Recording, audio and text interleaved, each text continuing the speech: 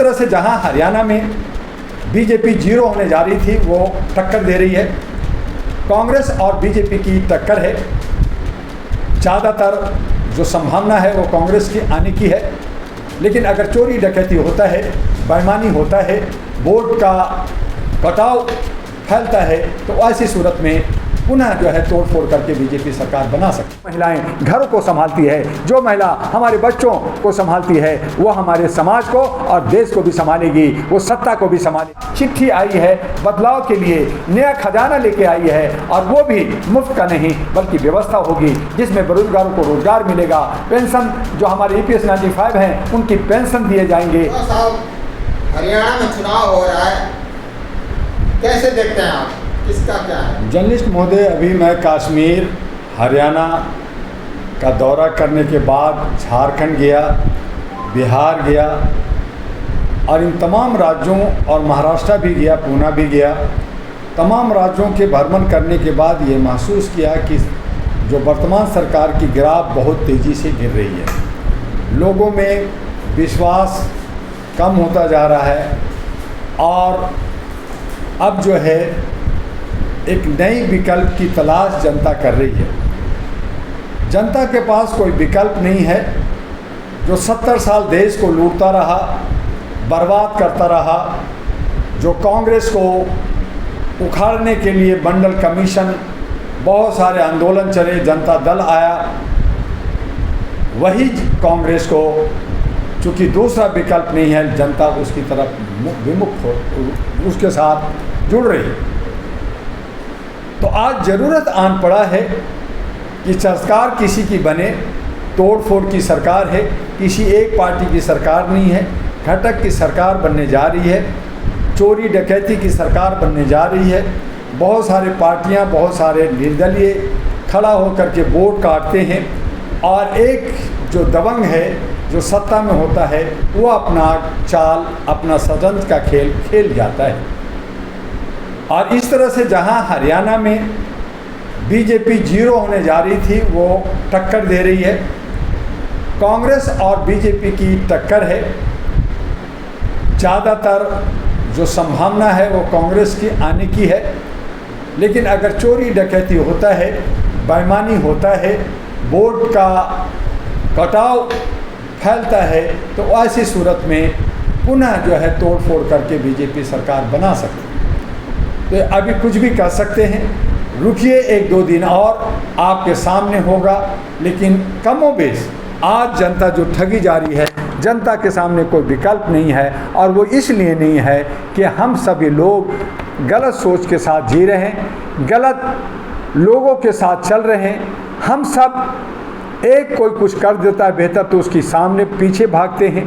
हम सब सोच कर करके Ahra national party, ANP, all India human rights national party, जो 38 वर्षों से भारत के अंदर सेवा किया, आज और आगे बढ़ कर के राजनीतिक और लोकतंत्र बचाने के लिए, संविधान को बचाने के लिए वो आगे तेज़ी से घर घर काम कर रही है। उसी ने Ahra national party, all India human rights national party, ANP, जिसका चुनाव चिन्ह लिफाफा चिट्ठी आई है बदलाव के लिए, नया खजाना लेके आई है, और वो भी मुफ्त का नहीं बल्कि व्यवस्था होगी जिसमें बेरोजगारों को रोजगार मिलेगा। पेंशन जो हमारे EPS 95 हैं उनकी पेंशन दिए जाएंगे। हमारे जो है निवेशक जहां डूब रहे हैं, जो बेरोजगारी में बह रहे हैं, जो बीमारी में हैं, जिनको सुरक्षा नहीं है, आज बहु बेटियों की इज्जत लूटी जा रही है। हम दुर्गा पूजा मनाते हैं, हम सरस्वती पूजा मनाते हैं, हम लक्ष्मी पूजा मनाते हैं, हम जो है वैष्णो देवी मनाते हैं, लंगर लगाते हैं, दुनिया भर के घरों में माताओं का इज्जत करते हैं और पूजा करते हैं, लेकिन उसे भोग का वस्तु बनाते हैं। और इसीलिए आज चाहे हरियाणा की आपने बात की है, आज हरियाणा में जहां 1100 के करीब कैंडिडेट हुए, उसमें जो है सिर्फ के करीब ही महिलाएं क्यों हुई, उसकी भागीदारी कहाँ गई? तो ANP अहरा नेशनल पार्टी महिलाओं की भागीदारी कम से कम 50-50 चाहती है, और जगह पे हम उससे भी ज़्यादा चाहते हैं। तो जो महिलाएं घरों को संभालती है, जो महिला हमारे बच्चों